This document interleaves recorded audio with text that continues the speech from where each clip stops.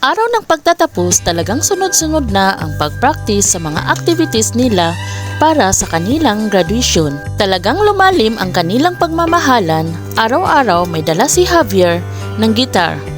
Habang di pa nag-uumpisa ang kanilang klase, si Mia at si Javier ay nagkantahan muna. Sabay nilang kinakanta ang kanilang theme song na Lumayo Ka Man Sa Akin. Tuluyan man tayong di magkita, umaasa pa rin ako sa'yo, Sinta. Pagkat mahal kita, manalig ka. Walang katulad mo sa buhay ko. Javier mismo ang kumanta pagdating sa chorus na talagang parang dinudurog ang puso ni Mia nung mga oras na yun. Alam na kasi nila na wala na silang pag-asa o wala na silang kasiguraduhan bawat isa. Alam naman nila na after sa kanilang graduation ay may kanya-kanya na silang buhay. Malayo na sila bawat isa. Javier ay pupunta na sa malayong lugar at si Mia naman ay uuwi na rin sa malayong lugar. Nila na mapuputol na ang kanilang communication. Tanging na lang umaasa sila sa kanilang pagsusulat.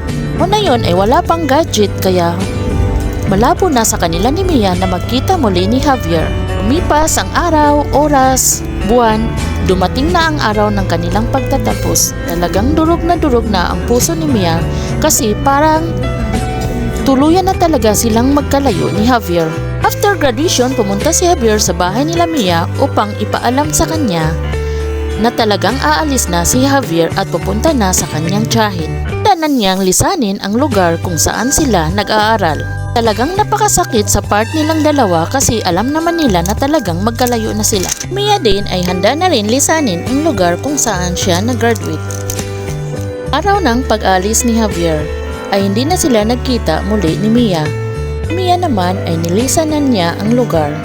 Talagang tumulo ang luha ni Mia nung sumakay siya sa barko. Nangangarap na sana magkita sila muli ni Javier. Kahit sa labas ng barko habang nakatanaw siya at di niya mapigilan ang luha niya na umaagos sa kanyang mga mata. Talagang mahal na mahal ni Mia si Javier. Walang kapantay. Lumipas ang mga araw, buwan, without communication. Sobrang miss na ni Mia si Javier. Gumawa si Mia ng paraan kung paano niya mahanap si Javier.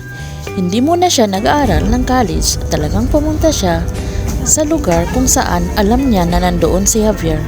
Nagtrabaho siya sa department store bilang sales lady.